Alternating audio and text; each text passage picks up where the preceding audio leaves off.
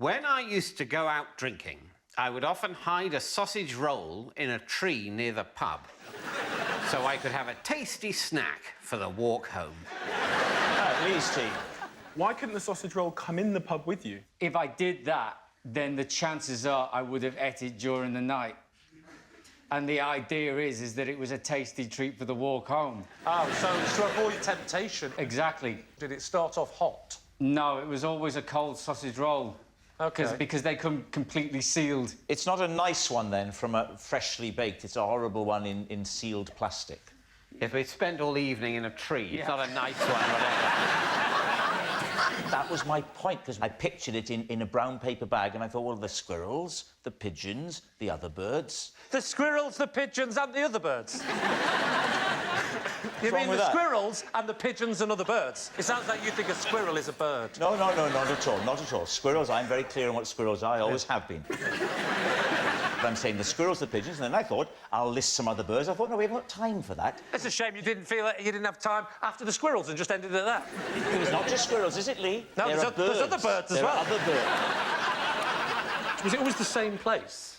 Yeah, so on the way home, there was a corner with a nice, thick kind of bush on a low wall, and I'd kind of shove it in there. Did you ever get a situation where you were walking a nice lady home and it was all going very well, and then you got to the bush, reached in for your sausage roll, and that sort of ended that romance? If that would have ever been the situation, I think I would have let the sausage roll go, mate. Were you not concerned about insects in a bush at night time? And not just putting your food insects, in there? other birds.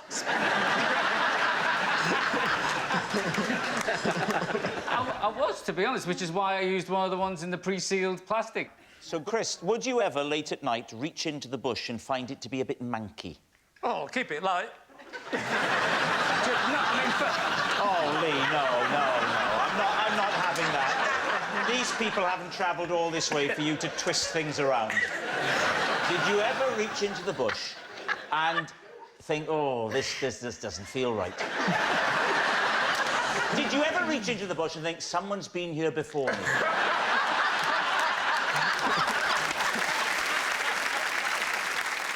How far is the walk from the pub to the sausage roll? Oh, well, the walk home was about 15, 20 minutes. And where did the sausage roll come in? Halfway? No, it was about 5 minutes. 5 minutes in or 5 minutes from home? 5 minutes from the pub. So you could do the 5, but you couldn't do the full 20 without a sausage roll? 5 minutes from home, you could have put a pudding. Well, the Just something simple, like a penguin. Yeah. Hey, and other birds.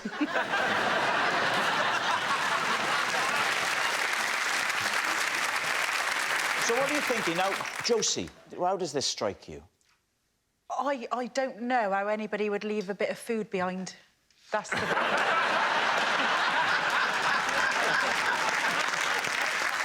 Stephen, is this something you would ever consider doing? I wouldn't do it. And I think if you had a 15-minute walk home, you probably could have gone past a shop. All right, so what are we thinking, Lee? Lie. lie. It's a lie. I think it's a lie. He's lying. So, they think it's a lie. Chris, was it a lie, or were you actually telling the truth? It was a lie. Yes! I have drunk rum from a human skull. David's team, what do you think? That must have been a dark moment.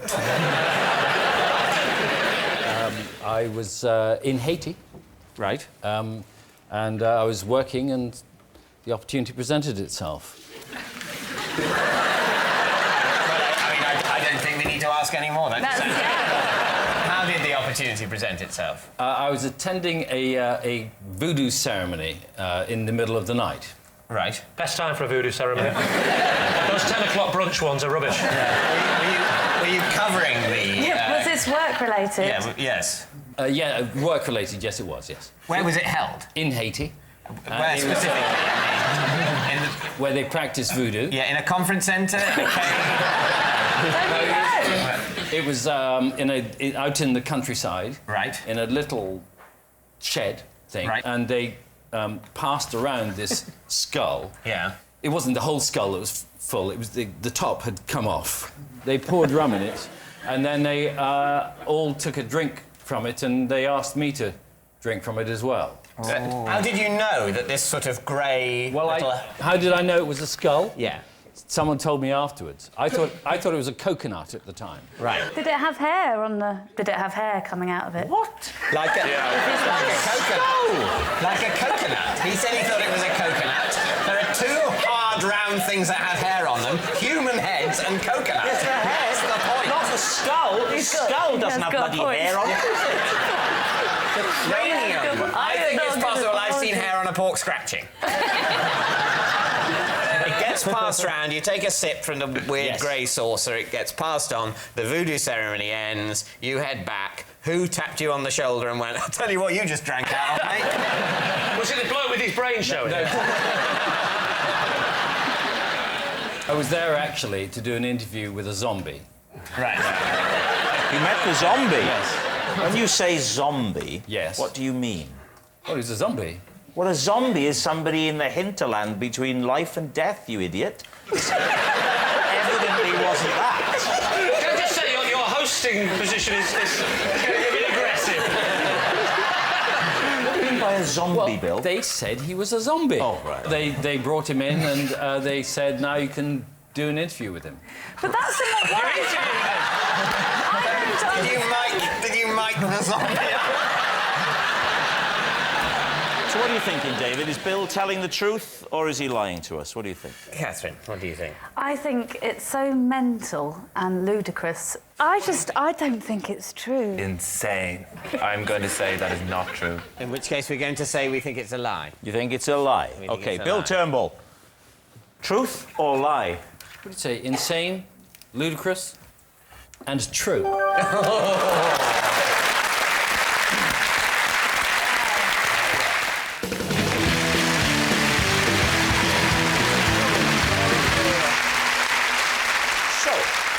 Fiona, what is Laura to you? This is Laura. She fell asleep when she came on the Antiques Roadshow while an expert was valuing her egg cups. Micky, how do you know Laura? This is Laura. She owns my local chippy. And she said if I got her close to Steve, she would give me free chips for the rest of the year. Finally, David, what's your relationship with Laura? This is Laura. She's the first woman I ever bought flowers for. I gave them to her to say sorry for being sick on her floor. So there we are.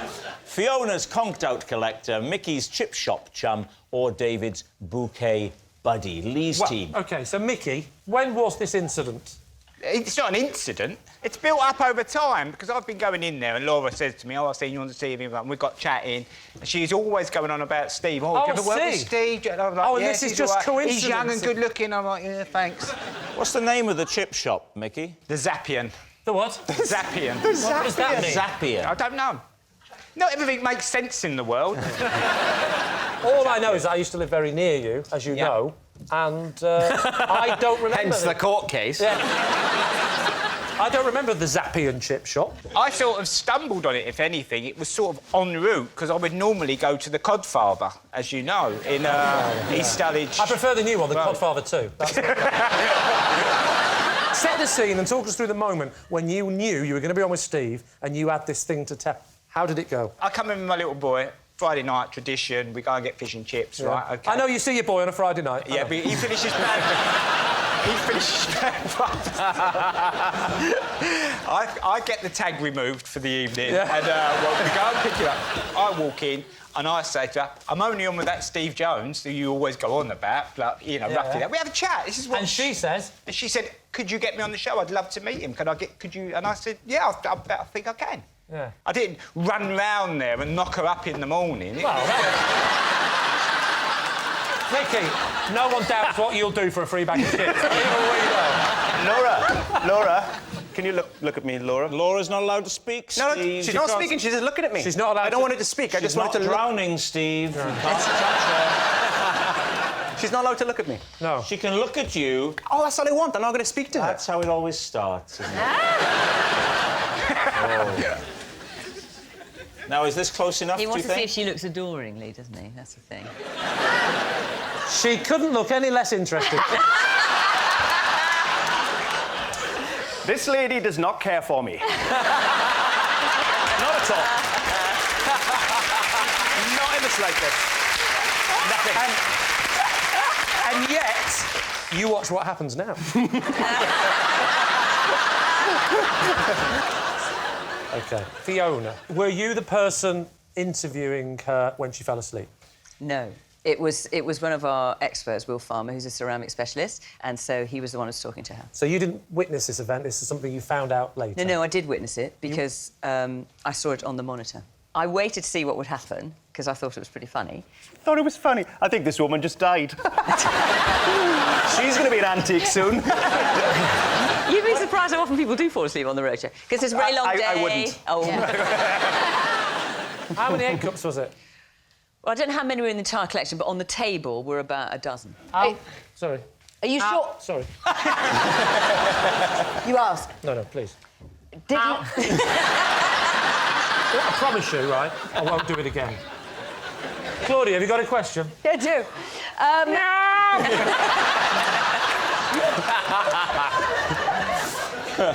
Did Laura immediately say, yes, I've fallen asleep? Like, was she open about falling asleep, or did she wake up and do that thing where, I think I've got away with this? She kind of went like that. How much? Tell me the period of time from when you noticed her falling asleep to when she woke up. It was only about 30 seconds, probably. It's not 30 seconds? That's a long time on television to have someone falling asleep. Yeah, but this didn't end up in the finished show, It didn't. No. And Laura was embarrassed. Because the egg cups weren't quite interesting enough. Oh, dear. OK, David, tell us your fact again, if you can remember it. Well, she's the first woman I ever bought flowers for, and it was to say sorry for being sick on her floor. Right. When was this? I was a student, so it would have been in the mid-90s. Was it a party? It was sort of... there were a group of people that had gone back to her room after being in a David, bar. just so you know, that's called a party. Well, no, well... what I'm saying is invitations hadn't been issued. Right. Yeah. You don't have to...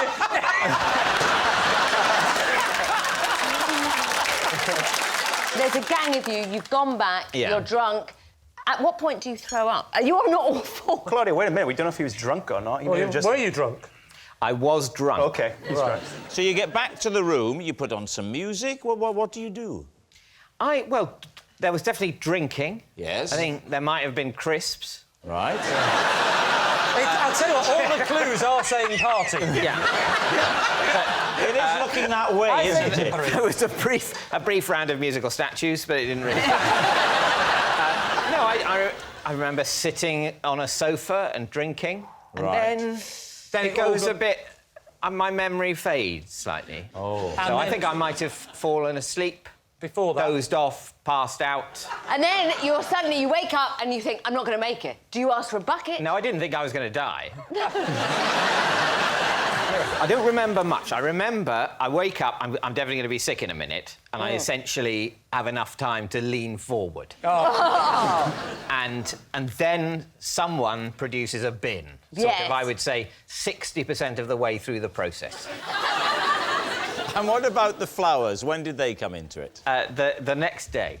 I woke up the next day and felt very hungover and quite guilty. Did she clean it up? Did she say... I think she cleaned it up, but OK. I certainly... what I didn't say is, here's some flowers, and if it's still festering there, I'll go and clean it up now.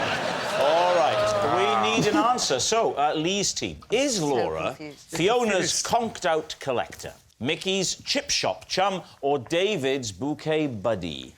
Who do you want to rule out? Micky. You want to rule Micky out? The Zappian? What? Who? What? So you want to rule out Micky for no other reason than the name of the chip shop? The other thing is, I don't want to get pernickety, but unless Micky has some magical line to the producer who goes, who's on 3 weeks in advance, I found out who I was with, I think, today. Like, I don't think you know that far. To be honest with you, Claudia, some people get booked well in advance. Was it just me? I think she went to university with David and he threw up on her carpet. Mitchell's not vomiting on people's carpets. He's a class act. The one thing you can say about vomit is that everyone's done it, including the Queen. That is treason. You conjuring up the image in people's minds of Her Majesty hunched over the toilet bowl, heaving and heaving and heaving. You disgust me. Her crown falling in, picking it out, giving it a rinse. Right, so Claudia, you're saying David. You're saying... Micky. We'll go with Micky. OK, you're saying it's Micky. Right, Micky. OK, yeah. Right. Laura, would you please reveal your true identity? My name is Laura, and David gave me flowers after he was sick on his car. Yes, Laura is David's bouquet buddy. Thank you, Laura. Thank you very much. I once presented an episode of TV AM whilst drunk. I don't think we need to discuss this any further. No. OK, what time do you start work on TVM? In those days, I would be getting up about 3 o'clock. So you're waking up at 3, so... Are you still hammered from the night before, or are you topping up at 3? If you're waking up sober, this is a tragic story. This is a great story. No, it was only the once. What happened the night before, or the... No, I went for lunch. A long lunch? About 12... Well, aye. Well, aye. What time does the lunch start? About 12:30. OK. What time did you finish drinking? About 3 o'clock. 3 o'clock in the morning? So you've drunk all the way through till 3 o'clock in the morning? That's a big lunch. But hang on, that's your wake-up time, isn't it? Yeah. So you've not slept? It was an all-nighter? Yeah. So you at 3 o'clock, you're drinking from 12 till 3 in the morning, and you go to work now, lads. See you later, I'm on telly. Lorraine Kelly. Yes. Who were you with? Who was I with? I was celebrating with John Hannah, the actor. John Hannah, the actor? Because John... stop the clocks! Exactly. And we kind of did. And all of his friends, and he was celebrating the fact that he'd got the part in 4 Weddings. Was he really? Isn't that... Well, I hope this is true now, because that's a lovely story. I know. And you went drinking... It's a sort of lovely story that she turned up drunk on air after a 19-hour drinking session. It's quite heartwarming. But I could have phoned in not well. I could have phoned in and said... Oh, yeah, we appreciate you're a professional. Thank you. What might we have noticed about Lorraine Kelly that morning? Oh, no. Absolutely. Did you have your top on? I did. Nobody would ever have known. Nobody did know. But when you say drunk, it sounds like... I mean, drunk's a big word. Yeah. You know that way you can drink yourself sober? Yes, I do. Thank you. You're that kind of woman. But you can drink yourself sober. You can actually... I don't think you can, You by the way. can! I don't think you can, kids. No, she's right.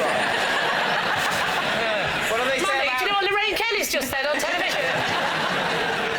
You can't drink yourself slow. Yes, you can. You're right, Lorraine. Thank you, Barry. You can. Yeah, you're right.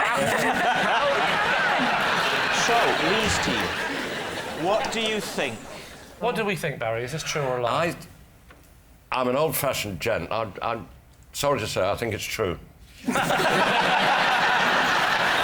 Sorry, Lorraine. Do you think it's true? I think so, yeah. OK, we'll say it's true. You're saying it's true. Lorraine? Shaking her head. As if I would do such a thing as that. It's true.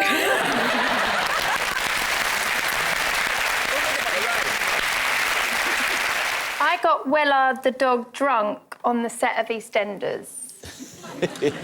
David's team. Is she telling the truth? Right, what was the... What's EastEnders? Thank you. Excellent. What's the alcohol in question? What were you... Vodka. How much vodka? It was just, you know, like a small glass. That's small, is it? Small glass of vodka. So the glass, it was one of those small, round, like, flat-bottom little glasses. Just a glass, basically. You just described a glass. How did you get it in his mouth? No, I didn't put it in his mouth. We put it in his bowl. But... He thought it was water? Yeah. How far through it did he get before he realised it wasn't water? Bowl. I would have thought at some point in the drinking process, as a dog, you're going to go, something here is different. Also, if you're a dog and you're used to drinking water and then you smell your bowl, it's full of vodka, you think, well, this smells like a girl from Birmingham. It's clearly not water. Smell, that's it. That's what dogs do all the time. Exactly.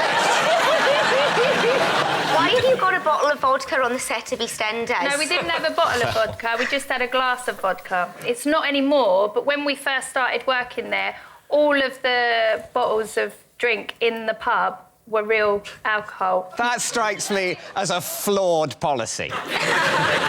Not then. Now you couldn't have it, health and safety, but then there was real drink in the pub. Is that why Den was so dirty? Because everyone was just pissed.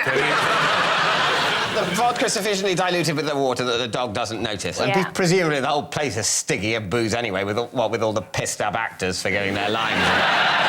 Just noticed that he went a little bit funny and he laid down. It wasn't like he was, like, punching people in the face. You know, he did get really worried because he kind of did lay down. He was very quiet and a bit like when he died, so we knew he could do that. I've got to be honest, I think it's true, because it's the sort of thing I'd do. I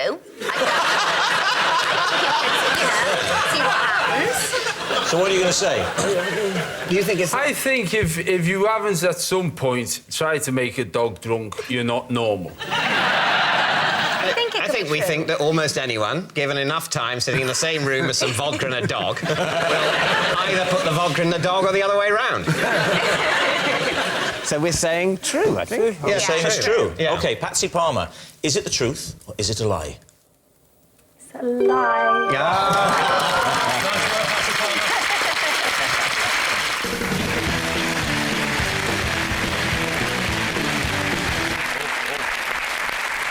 Konnie. Sorry, even before we start, I can tell you now, lads, this man does not know David Mitchell. Konnie, what is Ian to you? This is Ian. When he brought his lizards onto Blue Peter, one of them went missing. Later that evening, I found it in my handbag. All right. David, what's your connection? This is Ian. I sat next to him on a plane, and he had such a fear of flying that I had to hold his hand throughout takeoff and landing. It turns out David Mitchell might know this man really, really well. Greg, how do you know Ian? This is my friend Ian. One night after getting drunk together, he was wrongly arrested on suspicion of murder. So there we have it. Connie's lizard loser, David's terrified passenger, or Greg's falsely accused friend. Where do you want to start? So Ian here brought lizards to a flagship BBC children's programme and left going, well, you know, you don't always go home with the same number of lizards. The great thing with Blue Peter is if you lose an animal there, they'll make up a name for it. What type of lizard? Yeah. Well, there was a selection of lizards. He brought in about 8 or 10 lizards, and there were chameleons. And did one of them change its colour to the same as your handbag? Yes. Hence getting lost. It wasn't a chameleon. The lizard. What was it? It was a lizard. What was your handbag made? The handbag was made of snake. No, it wasn't. Whereabouts were you at Blue Peter when you found the lizard in your hand? No, I wasn't. I was actually in my car, and my handbag was on the passenger seat. Yeah. So you opened your bag to get some money out or something? I was in the multi-storey car park, and I'd stopped, and I just wanted to check that I had my phone. Right, and OK. So and then I was you like... opened it, and did you go, hello? Hello? I had a theory that someone put it in as a joke, but I don't know, and I've not... Oh, the wacky days of Blue Peter. Hilarious. I don't know if it's in the spirit of this game, but it really is true.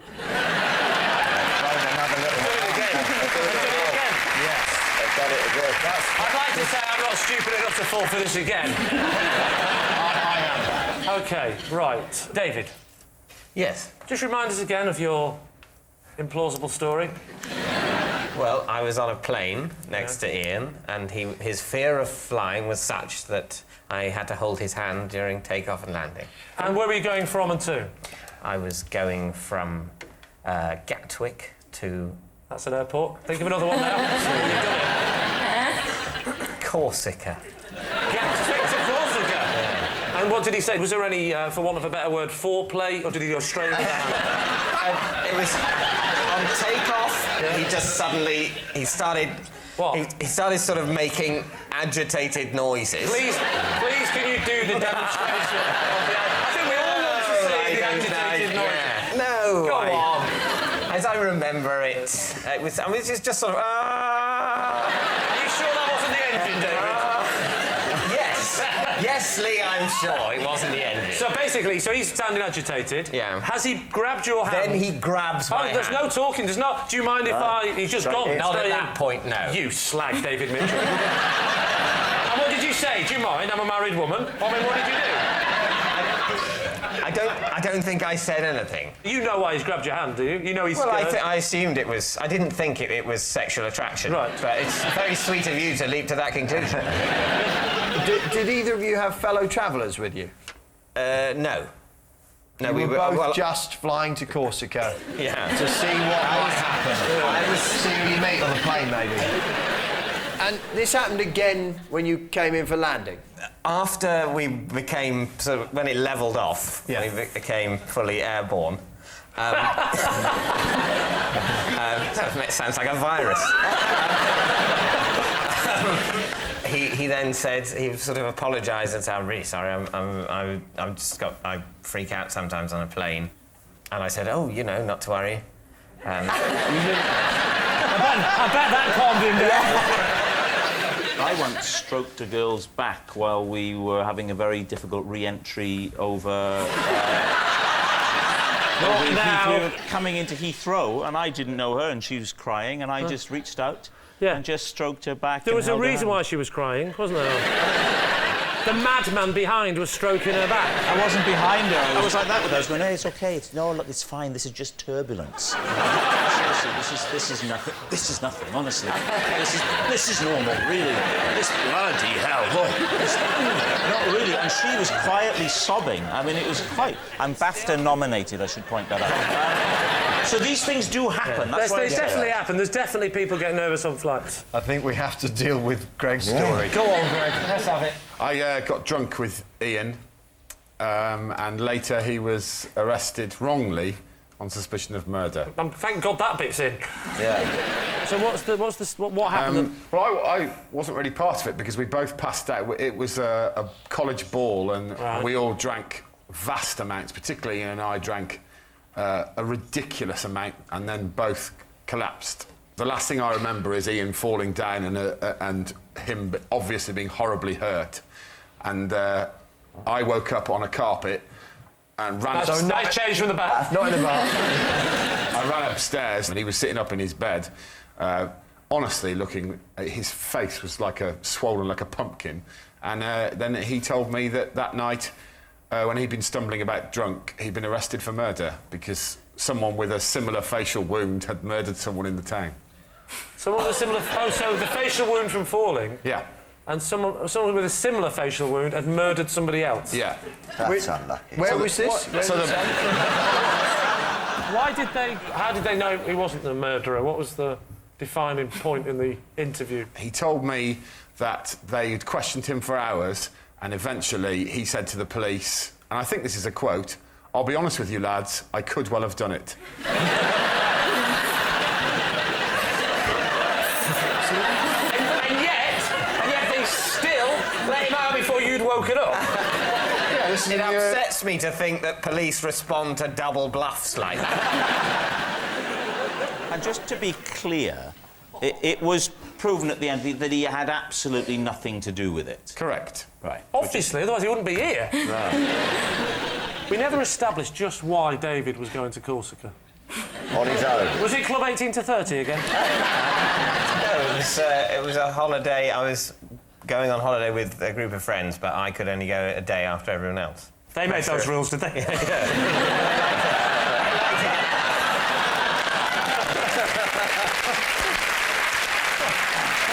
So, Lee's team. Is Ian Konnie's reptile wrangler, David's frightened flyer, or Greg's suspicious friend? Which one are you going for? What do we think, Phil? I quite like Konnie. Well, we all do. Well, there you go. Focus, Phil. Yeah. No, I can imagine a bit of blue PT. He looks like a chap who might sort of keep lizards. I don't know why. I'm slightly leaning towards Greg, only because I don't believe David. I'm inclined to think that Connie's story is true. Oh, go on then, Konnie. If you've suckered these two idiots into it, I'll go along with that. Ian, would you like to reveal to us your true identity? My name is Ian. Whilst at college with Greg Davies, we got very drunk one night and was wrongly arrested on suspicion of murder. When I went up in the morning, he was sitting upright in bed and his head was 3 times its natural size. And I went, "Oh, my God, mate, are you all right?" And he looked at me like this and went, "We've gone too far this time, mate."